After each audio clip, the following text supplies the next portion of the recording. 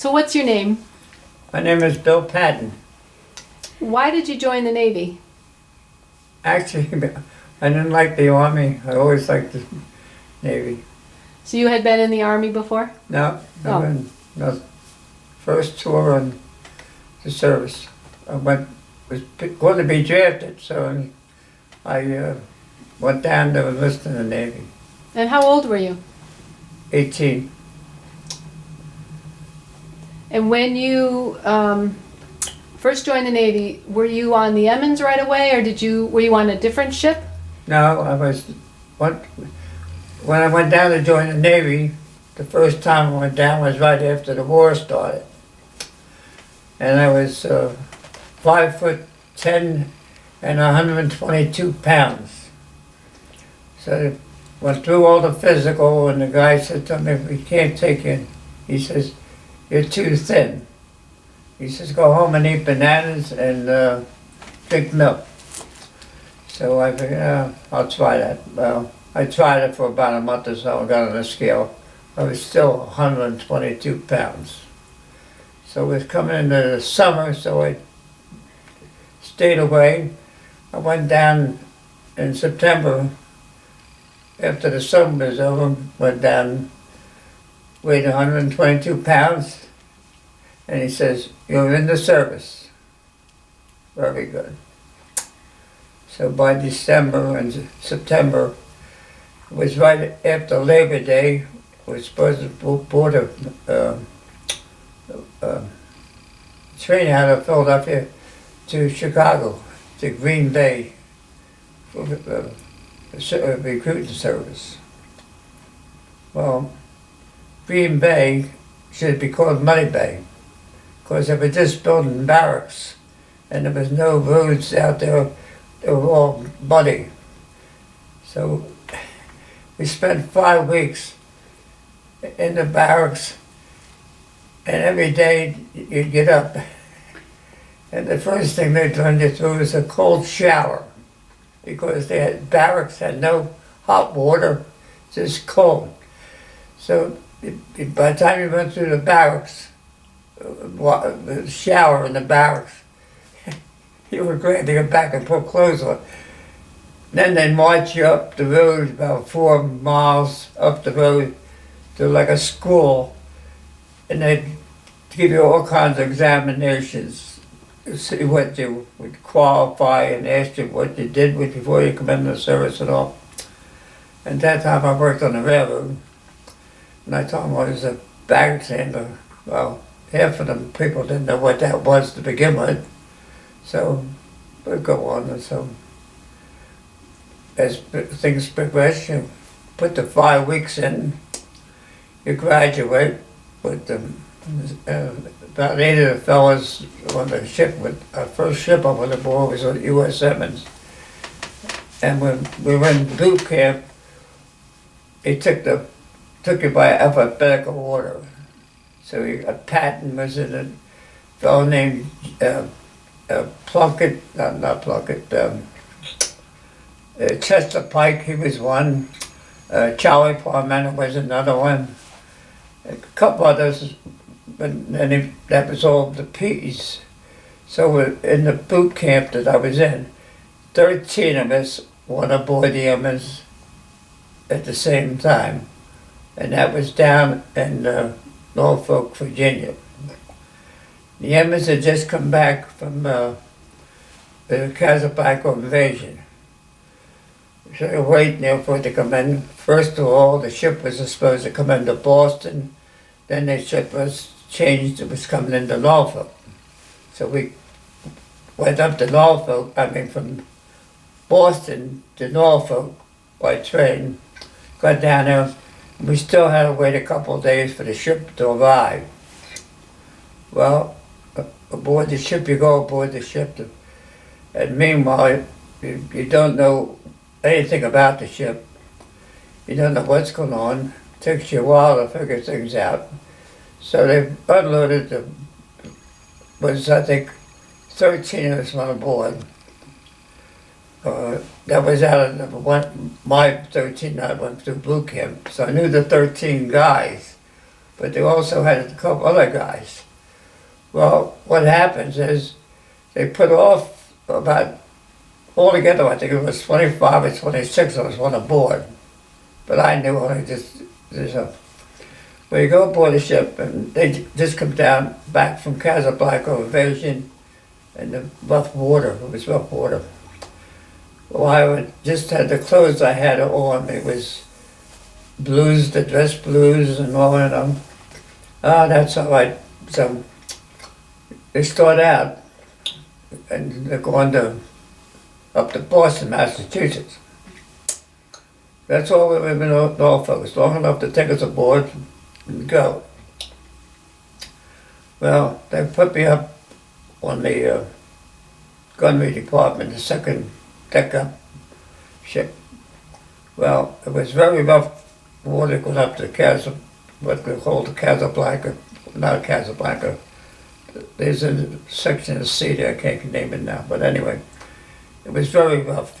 And I was soaked from water, from the waves, and completely. So you could all watch. Well, it only took like a little over. I think we got in Boston like next day at about noontime. Well, by the time we got to Boston, I was pretty sick, and so was a lot of other people aboard the ship. These other guys were used to it; they get sick. I remember spending a couple of days washing all of my clothes, scrubbing them in the galley with a scrub brush, throwing up all over myself. So when we got there, and I said to myself, I got 6 years of this. I said, I must be crazy, 6 years of this. Well, we were in Boston about, I'd say, 12, 14 days, something like that. We took off out of Boston on the first cruise I was with the ship. I started out in the deck force. Well, I figured this ain't for me. I don't like the deck force. Because all they did was check paint. When you had free duty, it was chip paint, So I got below deck. I went like to be down below deck. So I ended up going down in the fire room. Below deck is engine room, fire room, engine room, fire room.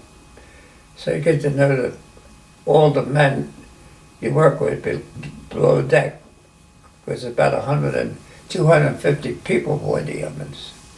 So you all of that you start out with, you know 13 of them. Eventually you get to know a few more of them. I forget where we happened to go on the first trip. I think we went out of Boston down to Brooklyn, and from Brooklyn we took a convoy over to England.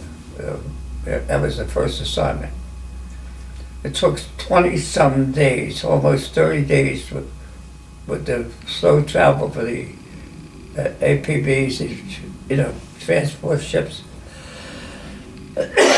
So that was my first tour on the Evans to where we went. Okay.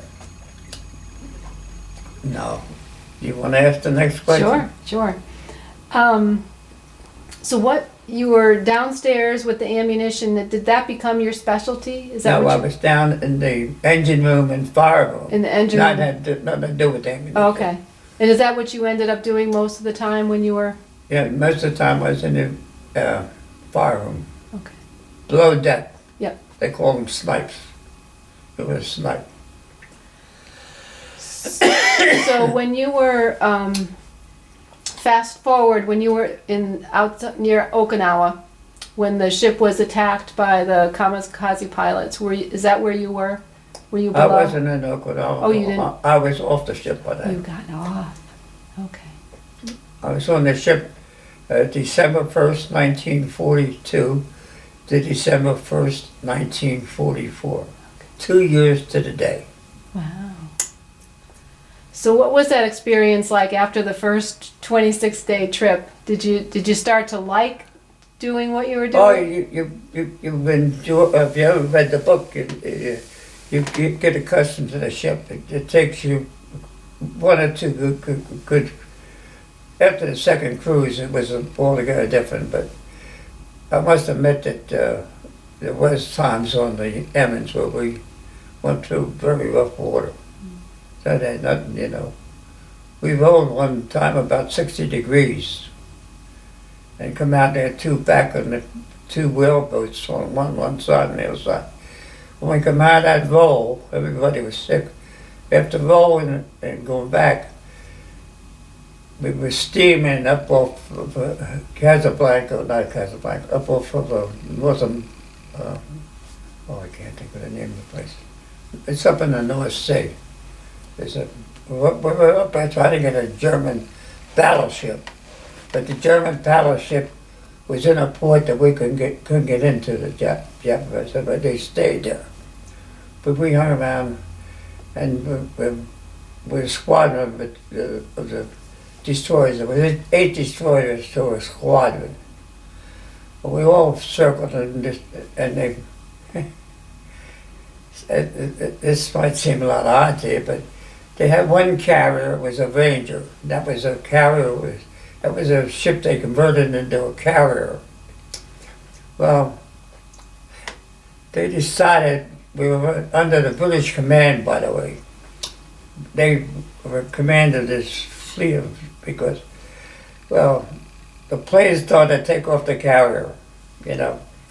Well, none of them made it. They all went down. It was so rough. They must have been stupid to even try to get them off. So we tried to fish one guy out, powered out of the water. I don't think we got him. If he was dead, I guess by the time we did get him up. That was one of the first experiences that had nothing to do with the ship. Now you can go on from there. What would you say was the most memorable experience or the situation you were most proud of? Well, yeah, that's a good question to answer. I guess it was the invasion of Normandy. That was, we were the first ship to fire on Normandy Beach, and I guess you know that. And you were first one to leave Normandy Village to come back. At that time, we had 3 reporters on the bridge for different magazines and stuff. And the war, they were still fighting the war. We had the reporters aboard the ship. So we come back. We were out of ammunition, by the way. We fired all the ammunition we had. We were out of ammunition. So we steamed back, but the reporters on to a small town back in Europe someplace, back in England or someplace. I couldn't say where it was. But anyway, before we got back, going into that port, how the people knew we were coming, I'll never tell you. Because when we come in alongside the dock there, it was like you being in a big ball field with the people actually down on the ground, you know, on the dock, you know. And they were strapped in, they couldn't get up and see the ship, but we could see them, you know, yeah. What was on there, we got in there, I'd say around noontime. We loaded ammunition and took off and went back, all within a total of a day. We were back over Normandy again for a while. And you've been coming to these reunions for many years. What would you say this association means to you? What does it mean to be part of this association? Well, I think it gets many ships that have reunions by itself. We were offered to go into the other destroyers to have a destroyer thing, but the men always voted it down. They wanted to stay with the men, and then we had to start out. They had it. Was the first one was quite a few years after the war was over. A guy named Quincy up in Boston, and I was out of the Navy at that time. I'm pretty sure it was 1950. I'm not exactly sure that it went that way. But I know I got a call from a friend, a scout, Redding, called up and told my mother that they were having a meeting up in Boston, Massachusetts. I was Philly. Well, I happened to be out a date, and my mother called me up and she said, the Emmons is having a reunion up in Boston tomorrow. So I worked on the railroad, so I figured I knew I took a 10 o'clock train out of Philadelphia, but I knew there was a train out of Grand Central Station to Boston, which I got up and there. And we had the first reunion. It was more or less like in a little bar, we'll say, a home. And that was the first reunion for the men getting together. After that, it sort of got a little better every couple of years. Then it started with the volunteers and somebody taking it, that set went on. Then one reunion was held in Newark, and that was where they turned the money over to the guy taking in charge. Well, he spent the money, so the unions, it all stopped. Everything stopped. There was a guy named, let me think of his name. He started it up again. And we had it I think for first couple we had was 5 years apart. Then it went down to a little fun. Now it's every year, as you know.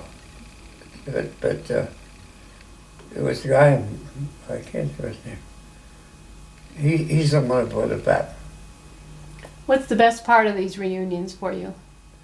I think it's meeting the old friends, telling still war stories and stuff. It's amazing, even though I wasn't on the ship when I went down, I was very fortunate. But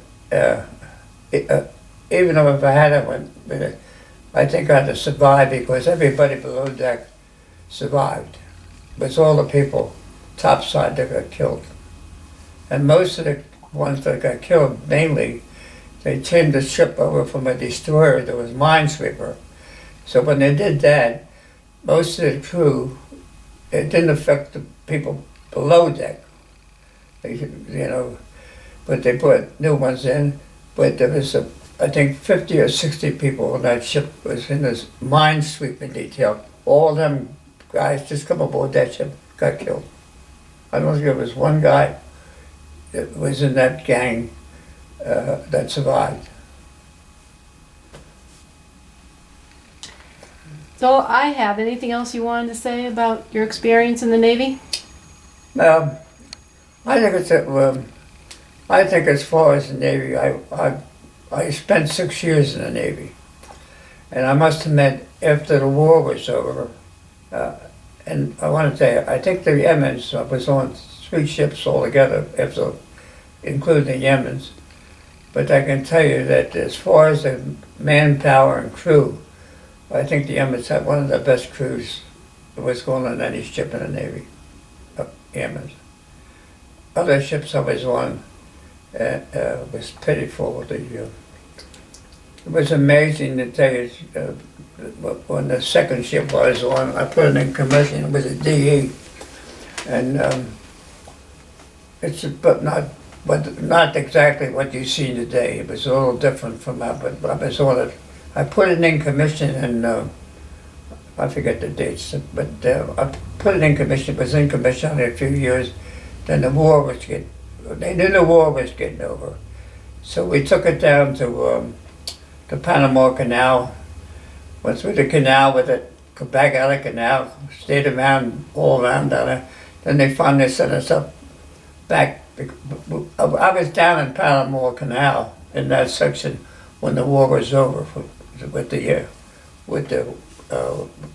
what's called the Welsh. That was the DE, the Welsh. And they tied us up 6 abreast, and little trick for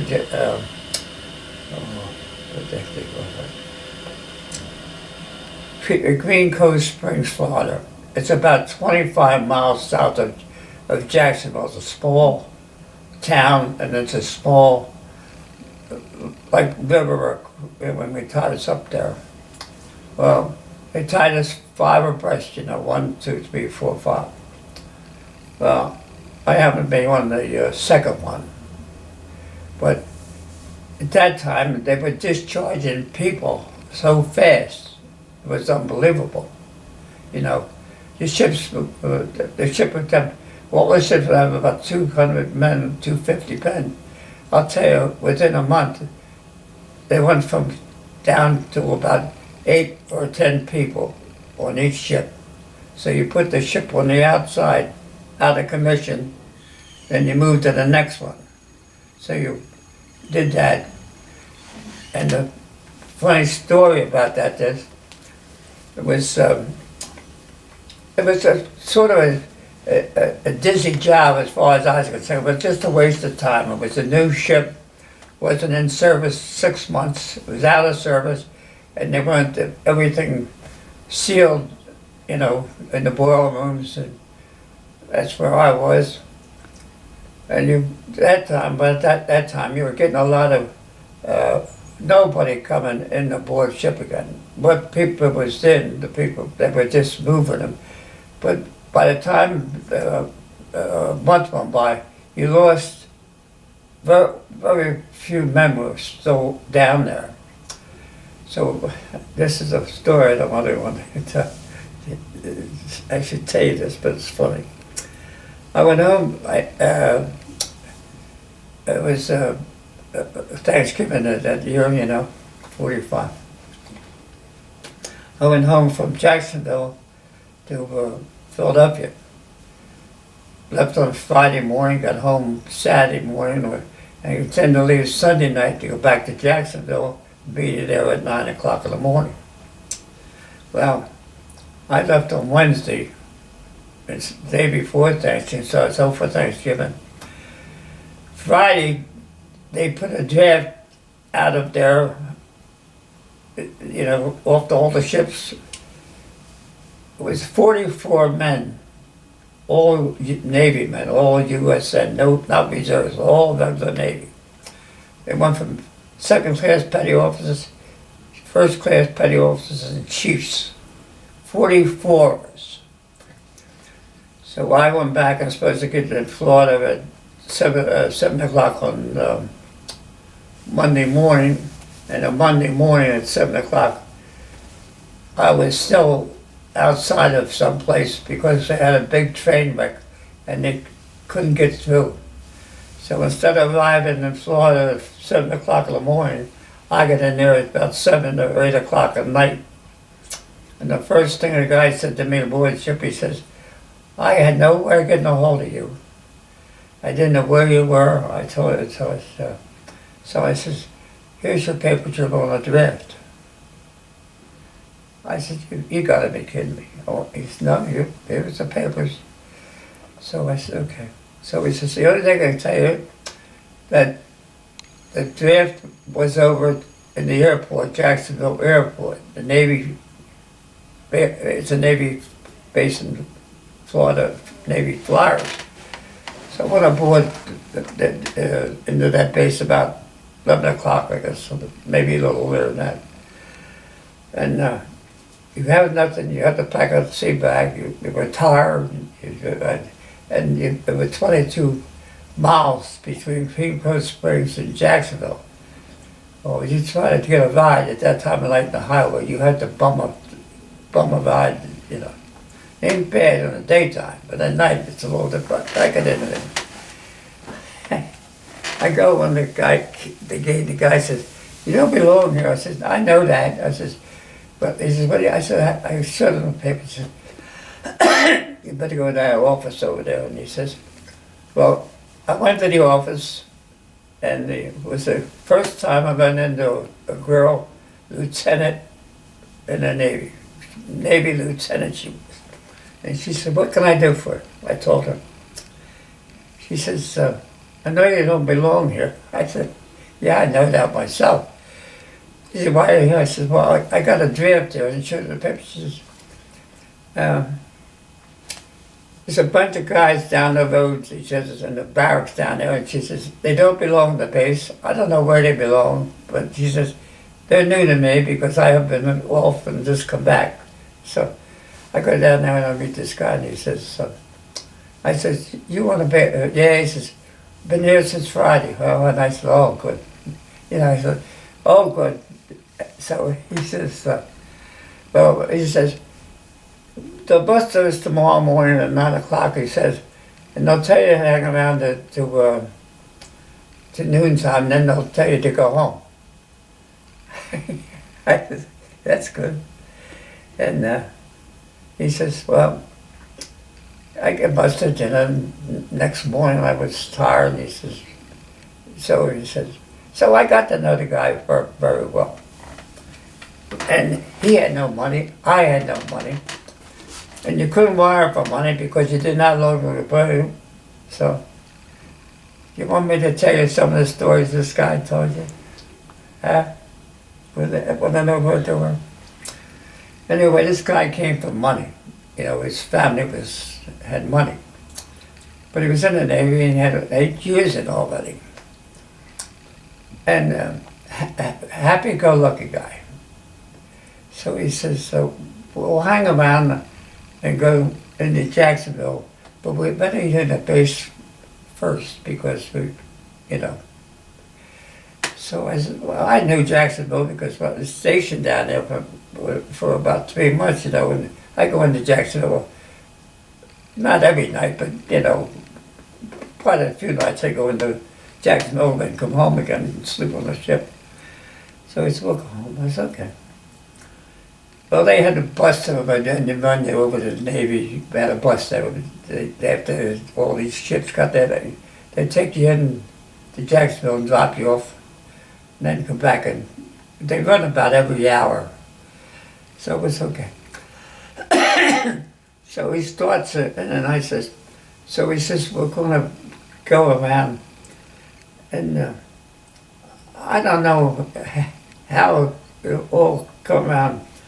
But he knew his way in and out, you know, and money didn't mean nothing to him. Yeah, so I said, I was a little backwards at first because I'm thinking, we'll go in here or something, you know.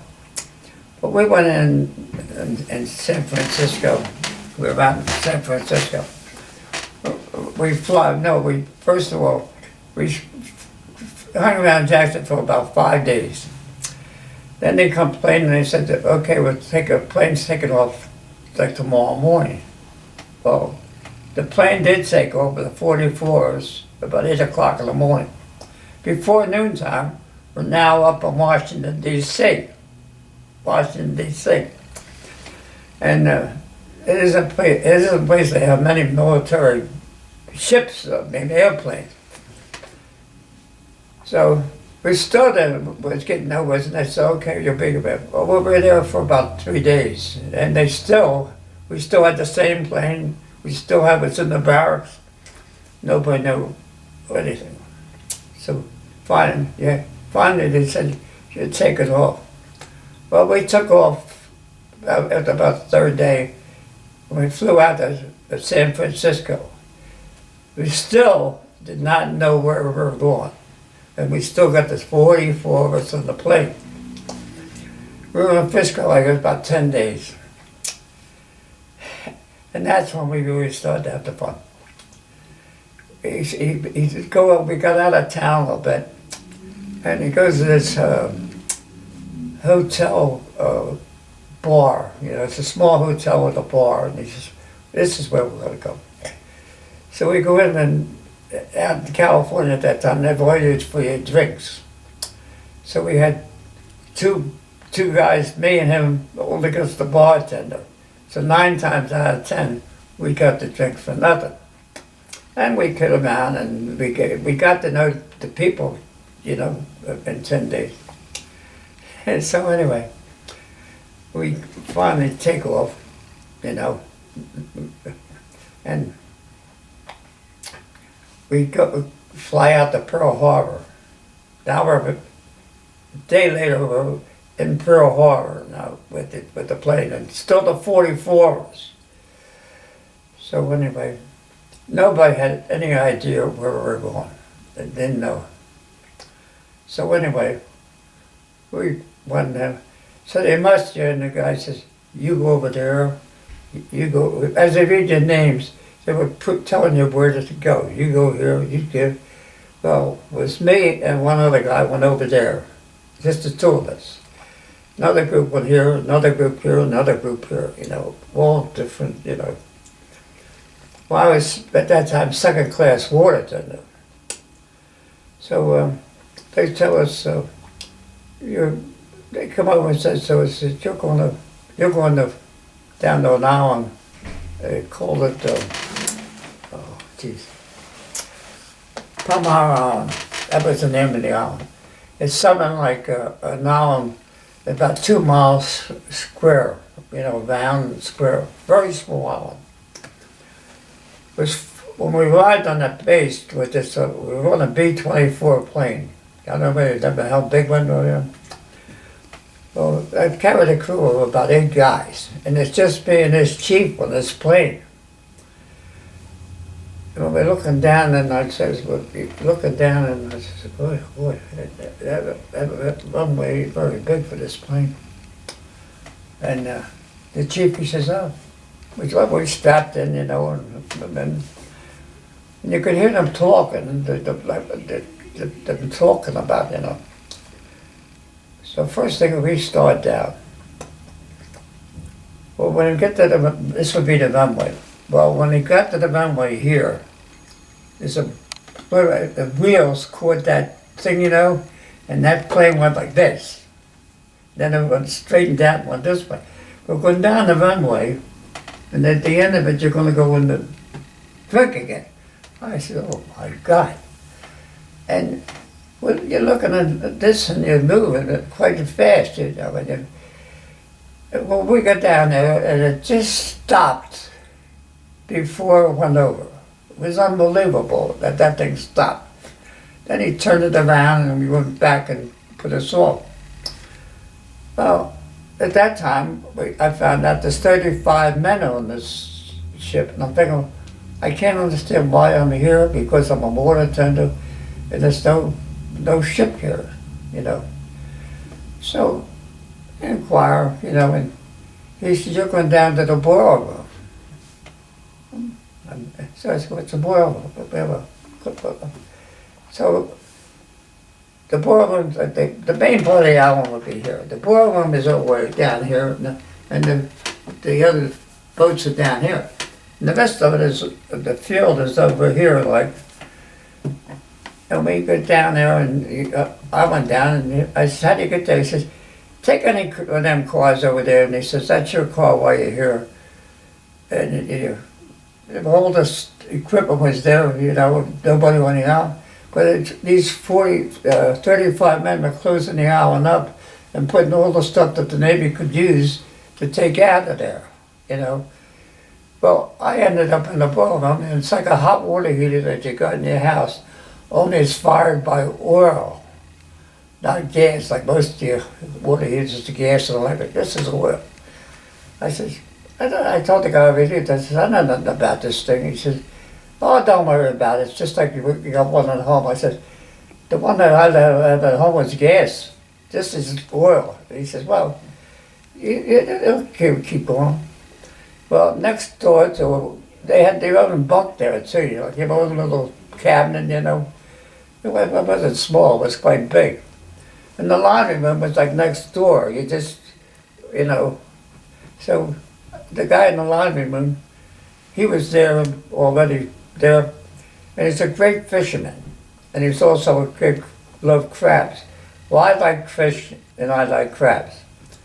Well, he would do a lot of fishing when we'd catch fish.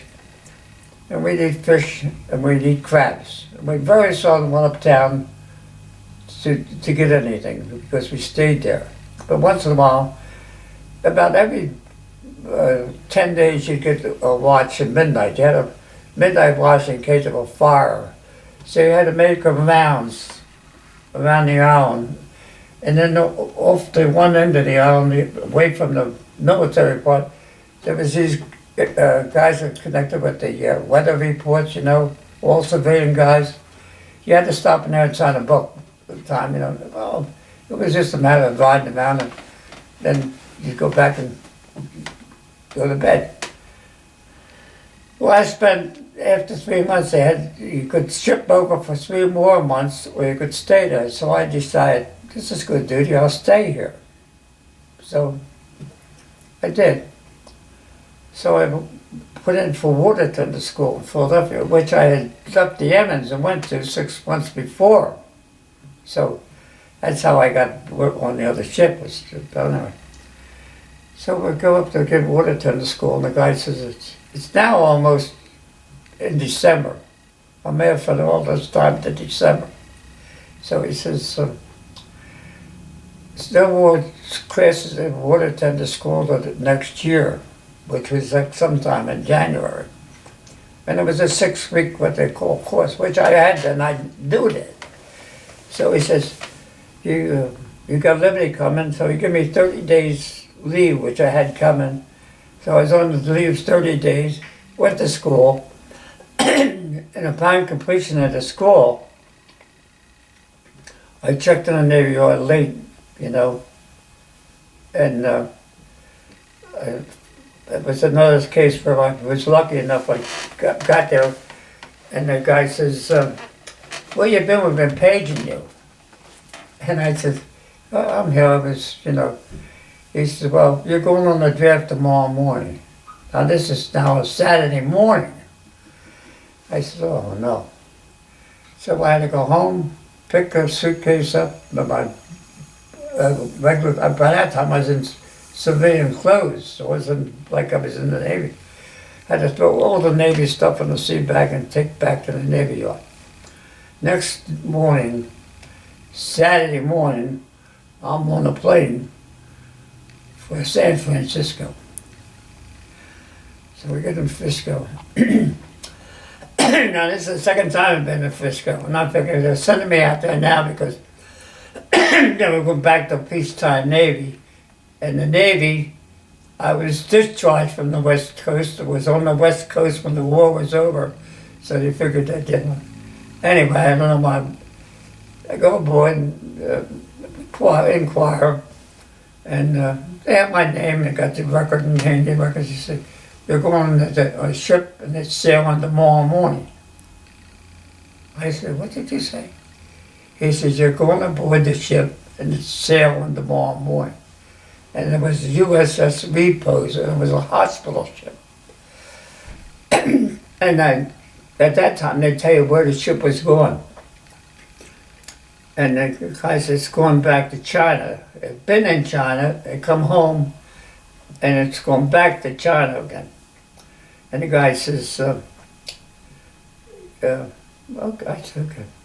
But the guy says, he says, I said, oh, you're talking like a crap, blah, blah, blah. But when I found was going back to China, I went out and got drunk, I remember going aboard the ship, being drunk and falling down the ladder. I remember that part of it. I don't remember anything that he come and woke me up about 6 o'clock in the morning to go light the boilers up. Well, I walk down the fire room, get down there. I look at the fire room, I look at the boiler room, and I said, oh no, it's all new to me. It was not like a man-of-war ship at all, below deck. It was all together different. So it was one guy named Patton. I'll never forget the guy. He was the only guy on the ship in the fire room that knew anything about the fire room. The other 3 people knew nothing about the fire. They just come aboard like me, but they were out of school. Young kids went out of crazy like when all like 18, 19, that all during the war they were gung-ho. Your parents are both working, and they were no more interested in the thing at all. Anyway, I really got my experience on the on the Repose. So we start out and this Cotton says, don't worry, he says, it'll break down. I said, what'd you say? He says, the ship will break down. I said, how do you mean it break down? I said, it'll go dead in the water. I never been on a ship that went dead in the water. Sure enough, about 3 days out of Frisco, it went dead in the water. I went down the fire room and he was on watch. And I said to the kid up on the check valve, I says, where was the water when this happened? Was it up? He says, well, it was there. I said, well, up to there, did it go that way or did it go this way? He said, I don't know. I said, oh, no. So I took a chance and it went down. Because otherwise it blew the boiler apart, you know. I told the guy, pull the burners out, shut it off. We got drained it down. And they come down and they said to me, they come over to the fire room with a flashlight and says, I said, yeah, this steam is still there. See it, that gauge? It's not here, it's over. It's over in the electric gauge. He says, why did you say that? I said, because the guy didn't drain it. When you go to a steam pump, you have to drain the oil or water out of the valve. And after you start getting steam, you turn the valve off. Otherwise, you got a pool of water in there. When the baffle plates hit that, it knocked it out, knocked the generator out. So they had to switch generators, got it back on. But that pump was out of order now. Not many, we started steaming. Well, he says, it was quite an experience for me being on that ship. Because I was used to a man-of-war ship that you had to know a little bit about ships. This ship, you didn't need to know anything. It went on the belly board. As long as the belly board was working, the ship was okay. So that didn't sort of please me. So we get in Pearl Harbor, and we got number 1 boil on, number 2 boil on. And we're going down to auxiliary power, so we only need 1 boil. And we're only going to be there overnight, like, you know. And Cotton says, don't secure number 1 boiler because you lose the steam. I said to him, he says, you'll have to run on number 2 boiler. That's all. It's never on the ship. He says, we always use an auxiliary number. I says, it's not right, you know. Anyway, I turned it off. And sure enough, we lost the steam. So you had to switch back. So finally I figured to myself, okay. So we run on that, and then I said to myself, I'd start to trace the line out for the belly board. There's a valve on the back of the boiler. And all the time the ship was in the Cape open, nobody had sense enough to open that valve or close the valve. They left it closed, so it only showed the 1 boiler working, not the both boiler. So what they do is open that valve. That was one experience. But it was quite a ship. I wouldn't tell you the rest of the story about it, but I want to tell you, the ship was overmanned during the war, and after the war was over, the ship was undermanned, particularly below deck. All ships in the Navy after the war were well undermanned below deck. That's about it.